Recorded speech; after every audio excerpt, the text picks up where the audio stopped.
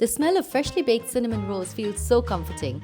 Add yeast into warm water followed by sugar, mix and bloom for a couple of minutes. Add all-purpose flour into another bowl and then pour in the yeast mixture followed by some eggs.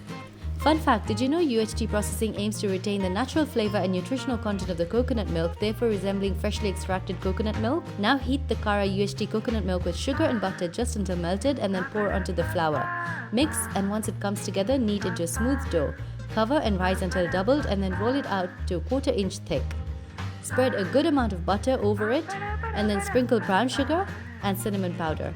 Roll it up like so and then slice into 12 equal parts. Place them onto a baking tray and then let them rise until doubled in size. Crush some egg wash over them and bake at 180 degrees Celsius for 20 minutes. Meanwhile, make a quick glaze by mixing together Kara coconut cream with icing sugar and vanilla essence. Once the rolls have cooled slightly, dip into the glaze and they're ready to serve.